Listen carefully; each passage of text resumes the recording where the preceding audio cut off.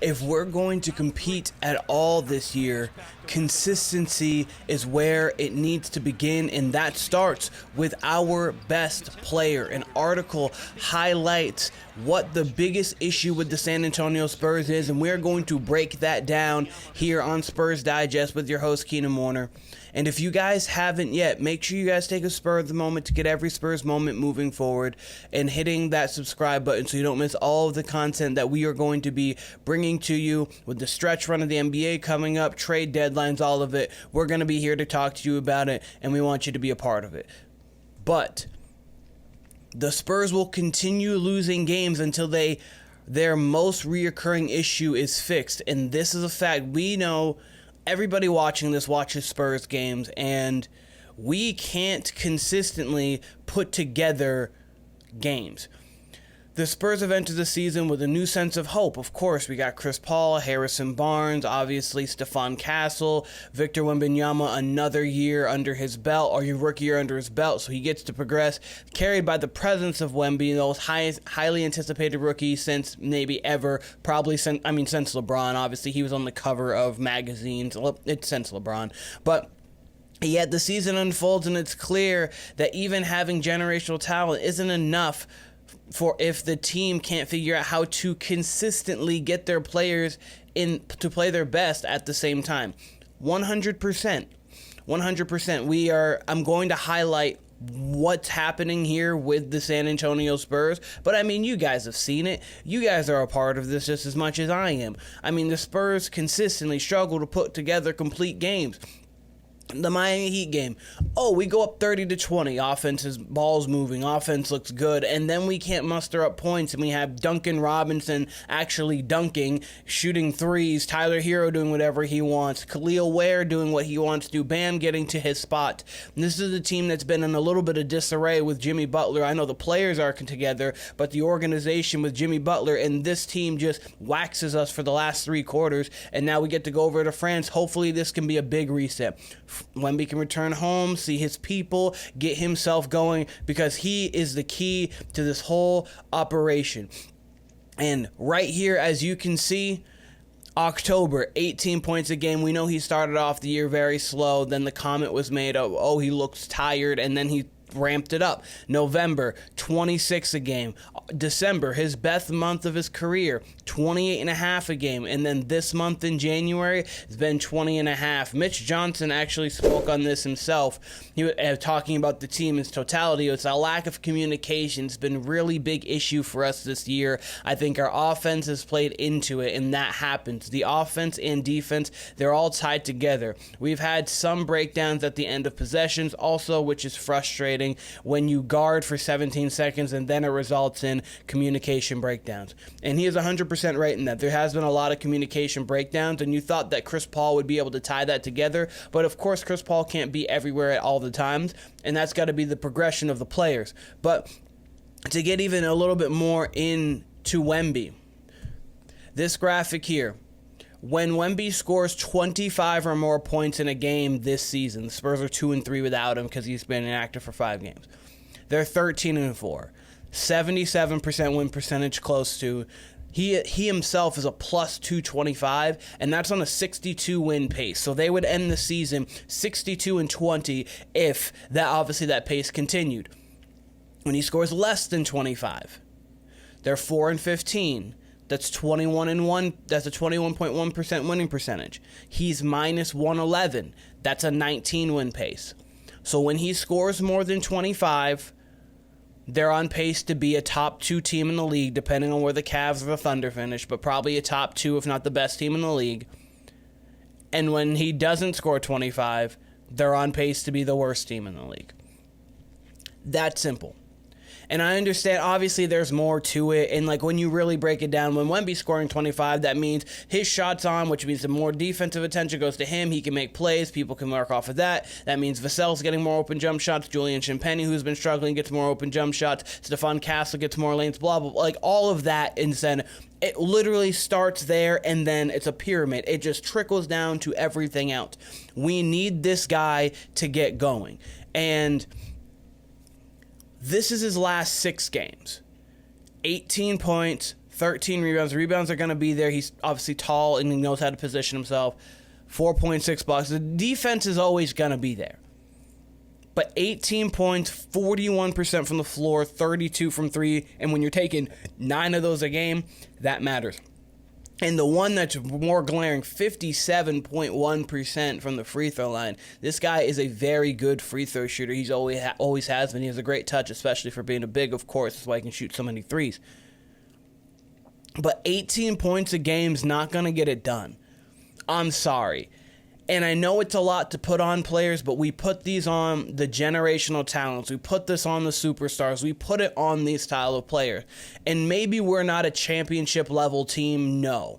I understand that, like, we have our moments where it looks like, oh my gosh, this team can compete. And then we have our moments like, what's going on? And that's the lack of consistency.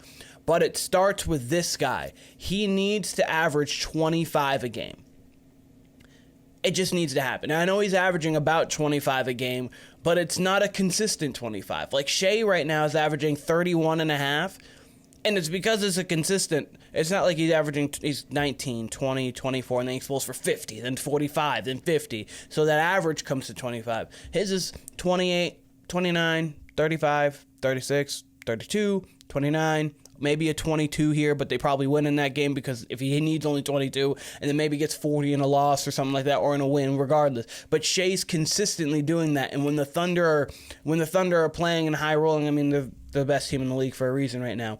And this is coming at the worst time because we've been talking about it all year. Wemby needs more help. Wemby needs more help. That was November and December. It was Wemby needs more offensive help. Vassell was out. Stephon Castle was in and out of the starting lineup. Sochan was out for a long period of time. And it doesn't help that he's not there. But at the same time, he's not going to solve the offensive problems. He's going to just help camaraderise the defense. But this is Stephon Castle. Every time he plays over 27 minutes, This is what his stats look like. They're above 500. He's averaging over 16 points a game when he does this. And I say that because over his last 4 games, he's been putting up 20 points a game, 4 rebounds, about 3 assists, shooting close to 54% from the floor, or 30%, 29% from 3. That's fine, 75% from the line. We'd like that at about 80, but you know what? Perfectly fine. He needs more minutes.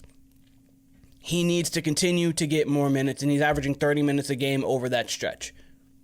That needs to continue. And then we go to the other guy, Devin Vassell. 22 points a game, 4 rebounds, 3.5 assists, shooting 48% from the floor, 47 from 3. Both of these guys over the last 4 games, that started with that Lakers game, and I spoke on breaking you out of a slump. All you need is one good game to break you out of it, especially when you can score and shoot. Because Castle needs to continue to get minutes. Vassell is still playing good basketball and shooting well. So you have 2 other guys putting up 20 points a game over your last 4 games. But Wemby has not been playing his offensive style of basketball to a high level, and with that, they've been continuing to lose games because they have these lapses where it's, okay, the offense is clicking, and then it's a 10-minute stretch of like, what is this team? This team looks like last year's team, the 22-60 team, not the team that's hovering around 500 that is competing with all of these top teams. And that's what I mean. We saw it when they played the Grizzlies without Ja.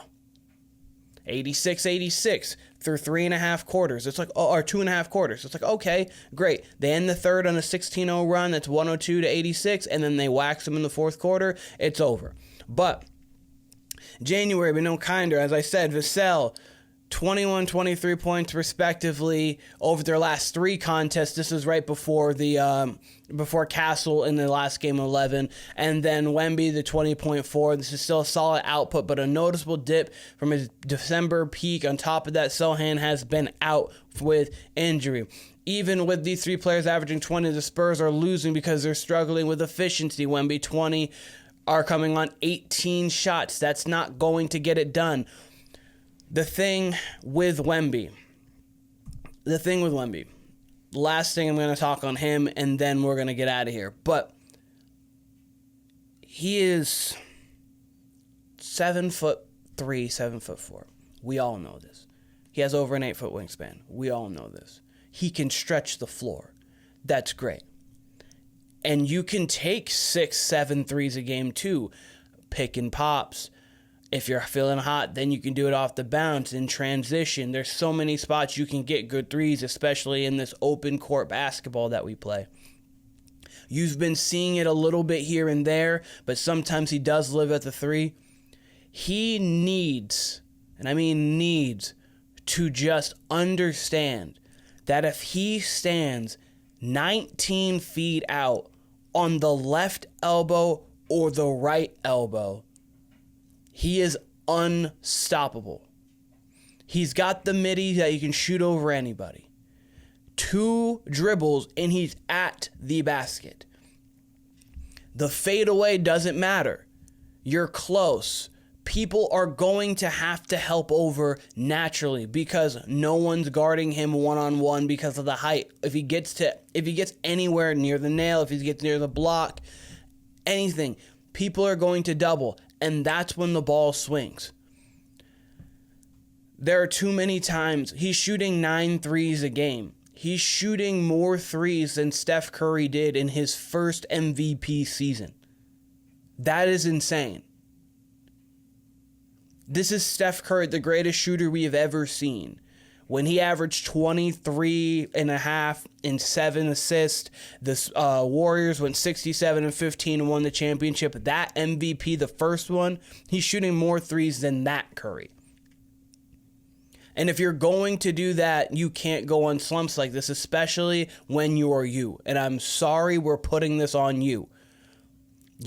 This guy right there, needs to average over 25 a game and needs to put up over 25 a game on efficient shooting. It just has to happen. And I know it's not fair to him for this year, and that means, okay, we should probably get other players so when he has a bad night that we can actually carry him, and we're not the worst team in the league when he scores under 25.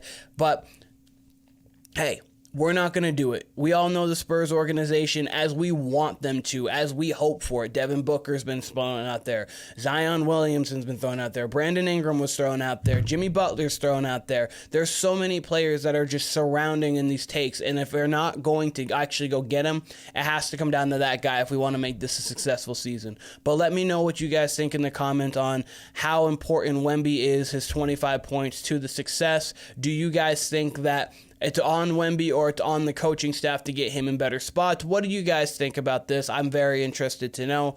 This has been Spurs Digest with your host, Keenan Warner. I appreciate all of you guys, and I will be seeing all of you guys very soon.